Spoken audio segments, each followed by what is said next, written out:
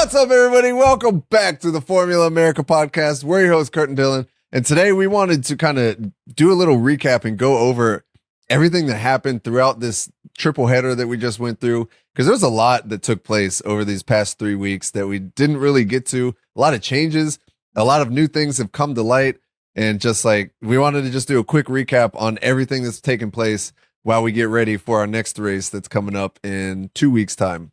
Yeah, just to your point, I think that there's a ton that happened in the triple header, like individually per race. But I also think that, like going back to these classic European circuits, there's a lot of upgrades being brought. I think that there was some teams and drivers that were definitely winners and losers over the past 3 weeks. And I think we could argue like the first half of the season so far, the first 6 races kind of dominated by Red Bull, but hey, McLaren was in there fighting. Like, I think this last 3 weeks has been, wow, Ferrari's kind of out, McLaren's in, Mercedes is in, Red Bull's out. Like, what's going on? Alpine's all of a sudden coming up to play in the midfield. Haas is coming out of nowhere, like stakes still all the way at the back. But there's just been a ton of shakeup, and I think that the races have been so good. Like, our individual reviews of the race are one thing, but it's like, man, the overall picture's almost been turned upside down on its head. Yeah, it's been wild. And I think for me, that's the biggest thing, like you just said, about the shakeups throughout the season. Because at one point in the season, like Ferrari looked like they were coming for it. They looked like they were the solid second fastest car, and they've just kind of like fallen off at this point. And like you said, with Alpine, that one's been really interesting to watch because they went from like way in the back to now they're actually doing pretty well. And then of course Haas, man, it's wild. It's been amazing to see, and we haven't seen this much variety in a long time, which is why I think it's so exciting for everyone. It is. And I mean, we've been doing awful on our predictions every week, which is like aggravating, but at the same time, I think that goes to show just like how unknown it's every almost impossible. Is.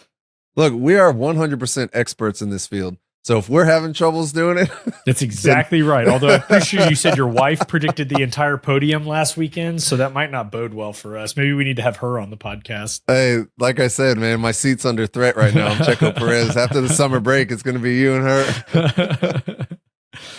The performance clause in my contract is going to be pulled, which we're going to get to. We're going to talk about that as well, because there's been a lot of rumors and speculation on Checo and potential performance clauses, which we'll talk about in a minute. There's performance. Let's go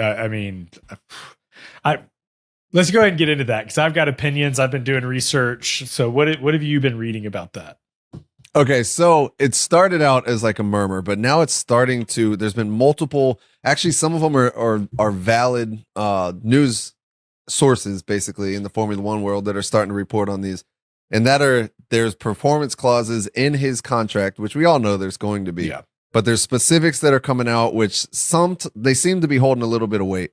And so the two main ones that I'm reading are that there's 2 points throughout the season, and that's going to be the summer break and the end of season. And if at either one of those points, Checo is 100 or more points below or behind Max Verstappen, then these clauses can be activated. Basically meaning that they can then, null and void the contract, pull him out of his seat, send him to VCARB, or get rid of him altogether. The other one, which just for reference, he's currently 137 points down, but with 2 races left before the summer break. So the other one is that if he falls 5 places behind Max Verstappen, which right now he is 5 places, he's in P6. 5 places. And he's in danger of falling to P8 within, a race or two. George Russell's 7 points behind him. Lewis Hamilton's 8. Yes. So he is like, I mean, if these are legitimate stats or facts in his clause, then the guy's under pressure. And to add on to the pressure, we just had Liam Lawson having a test in the RB20 at Silverstone today, actually on Thursday. And we all know what happened last time we had Danny a test Ric, where a reserve driver tested, and Nick DeVries got the boot almost immediately. So there's some parallels that we see. So the big thing I think is different in this situation is, from everything I can read, and of course this is definitely speculation, but I believe Checo, him being a paid driver, is bringing about $20 million to the table for Red Bull. That essentially pays for half of Max's salary, which I don't think Red Bull's exactly hurting for money, but $20 million is not a small amount, Right. especially when you're paying Max $45 million. And so I definitely think that that's like why the Red Bull pressure cooker hasn't spit Checo out yet. Or maybe not why, but a huge contributing factor to it.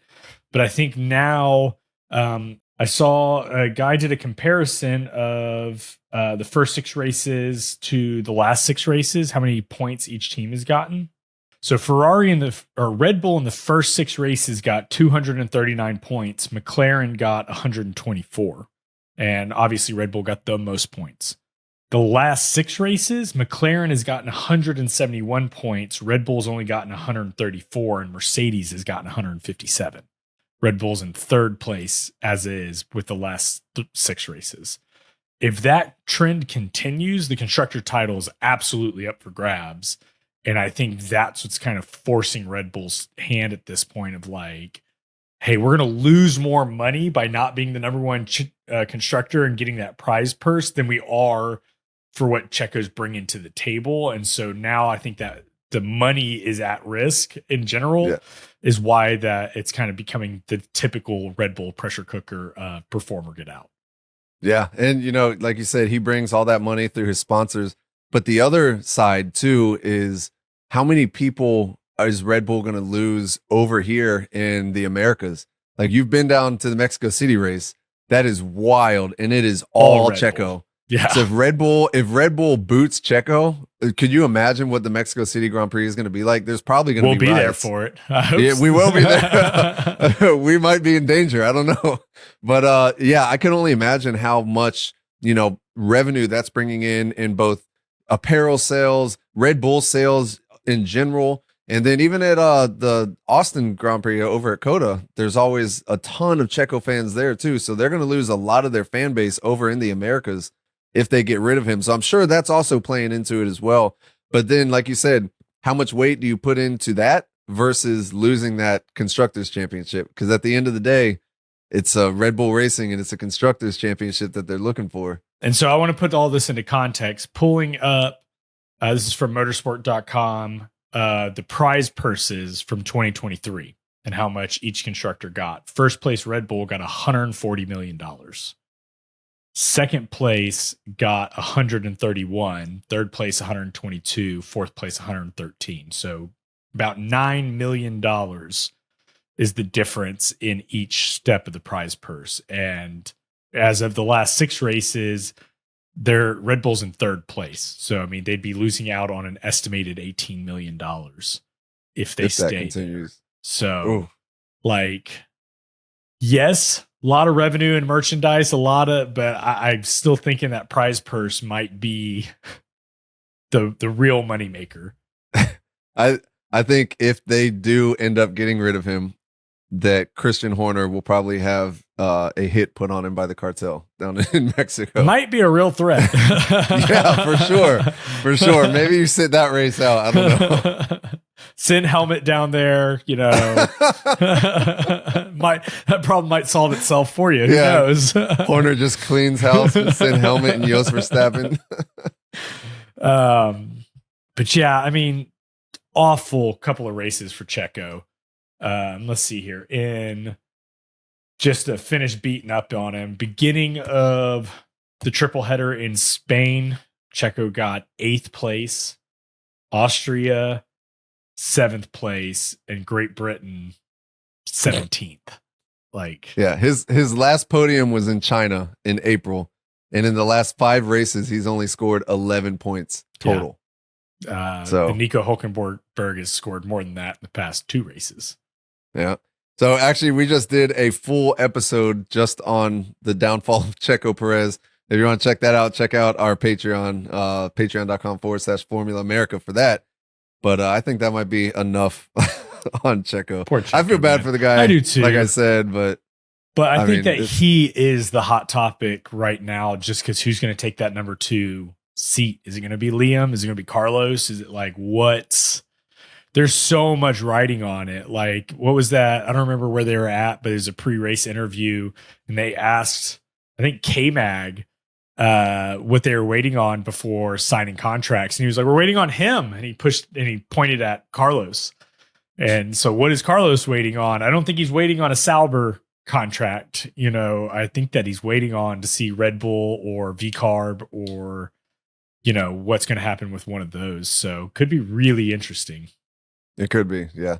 Especially, I don't know. All right. So right now you're Christian Horner. You have to get rid of Checo. It's a done deal. And you've got Danny, Liam, and Yuki. What are you doing?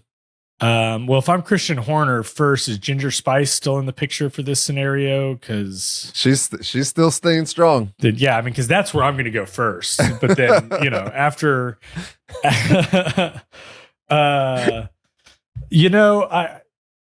it's hard. One of two ways. Either, I think the easier route is you throw Danny Ric in the car for the rest of the season. You're going to really quickly replace all that merchandise loss from Checo with Danny Ric.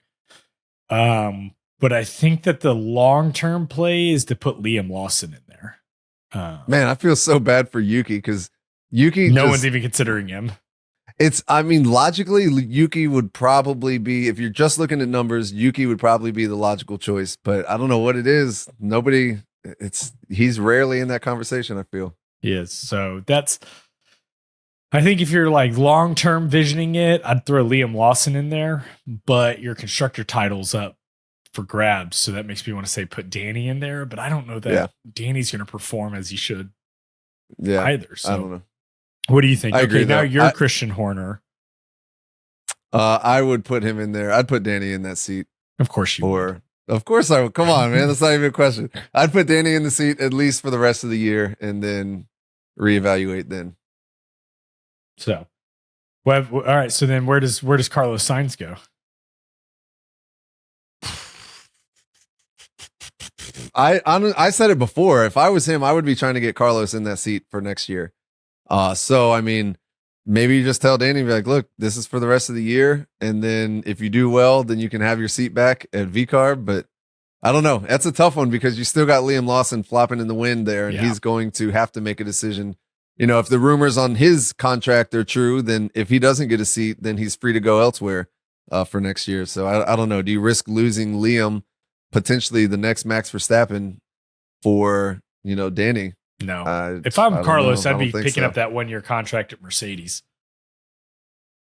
Yeah, go to Merc for a year, prove that you did a good job, give yourself a chance to fight for maybe another year with Mercedes, or at least stay relevant before you just get relegated to Sauber. Oof. Well, I don't know. Tough decisions. We're all waiting on you, Carlos. So make a decision quick. Anyway, back to the original topic, the triple header. Who are your kind of winners and losers from the triple header? I think kind of without any hesitation, I'm going to say my biggest winner is Nico and Haas. Really? Because Nico went from, let's see, he was before the triple header, he was P14, and now after what was that, Silverstone, he's what, P11 now? Yeah. So for me, Nico has been a huge winner. He's got 2 P6s in a row. Yeah, he's been killing it, and I think Nico for me is one of the clear winners, probably my biggest winner from the triple header. I've got to say, from the triple header, mine is Mercedes. 2 wins out of the 3. And even in the one they didn't win, they were competitive. That car, it's even hard to say. I don't know that it is. Silverstone and Austria are just such balanced tracks. For them to perform that well, are they up there with Mercedes or with McLaren and Red Bull now? I think that's the hard thing, but the fact that they're even in the conversation is a clear fact that they're a winner. Yeah, it's so awesome to see their comeback. And, I remember you got so much flack from that one statement where you said you'd never count out Mercedes or anybody to outdevelop Mercedes. And it took them a while. It really did. It took them 2 years? It took them longer than I expected it to, but yeah, but hey, they're back. I think they're back. I solidly do. I'm excited for that. So this is kind of a little bit of a left turn in Albuquerque. Jeremy Clarkson in Britain talked about Adrian Newey, and he said, I quote, "Do you want an exclusive? I know Adrian Newey is house hunting in Oxfordshire, not Maranello." So then I was like, well, who the hell's in Oxfordshire? Where is that? So I then Googled what F1 team is near Oxfordshire. In Oxfordshire, the region is home to Alpine, Haas, Williams, Aston Martin, and Mercedes. So it does not narrow it down at all. But could he be going to Merc? Merc or Aston, I think, are the ones in question. Maybe Williams, because he started at Williams. That'd be kind of cool. But to me, it's Merc or Aston. And I'm kind of thinking it's Merc. Well, first off, we do have quite a few listeners in England, and they're all going to hate you for the way you said Oxfordshire. I'm pretty sure it's Oxfordshire. But you know what? It's July 10th. We just celebrated not having to talk like they do. Okay, so deal. I want to hear how they pronounce aluminum. Oh, don't start that one. But so I was looking it up too, and because I saw that people were speculating that meant Williams, but then you look it up and everybody's there. Yeah. But it's also, I think we need to think about the source. It's Jeremy Clarkson, who, I mean, he's an expert at TV. He's an expert at getting clicks. He's an expert at the soundbite. So I don't know if I necessarily put 100% weight on that. And who knows? Maybe he's just looking for a summer home. I was going to say, also, if you look at Adrian's, paycheck, willing to bet he can afford 1 or 2 houses. So. Yes. I doubt, it's not going to be his only home. But hey, it's fun to think about and it's fun to speculate. Although I really, really want to see him at Ferrari with Lewis Hamilton. Yeah, I do too. I'd be, a couple of years ago, I would never have been caught dead saying this, but I'd love for Lewis to win his 8th at Ferrari. That'd be pretty cool. Well, his 8th and a half. Yeah. Like, it'd be a Cinderella story. It'd be awesome. It would be. But all right, who's a clear loser to you over the triple header? Oh, I mean, we're doing this live, folks. This wasn't overly prepared, so deal with the hemming and hawing a little bit. I'm trying. All right, so I'm trying not to just come out and say Checo, because honestly, I think he is. Yeah. Other than him, oh man. Trying to see who else did pretty poorly there. I don't think anybody really outshined Checo when it came to poor performance over this triple header. That. Okay, who do you have? Sauber. Well, I mean, I've had them in my zeros list for the past 2 months. So yeah, you also had them as a wild card getting points. Yeah, they definitely did me wrong. Yeah, Sauber, Logie Bear. No, I wouldn't say Logan. Logan had a great race. He had the race of his lifetime. It wasn't a great race. He didn't get points. He just didn't crash the car. That was a great race for him. I think that's enough to earn him a Mercedes seat. I think promote him immediately. He should be in the Red Bull. But yeah, I don't know. But honestly, for me, Checo has done really poorly over this whole triple header. So he's done really poorly since Monaco. Yeah, that's true. It's been a slump. It has been. It's funny. I just clicked over on the F1 site to the constructor standings, and you have, Red Bull, Ferrari, McLaren, Mercedes, all with, 200, 300 points.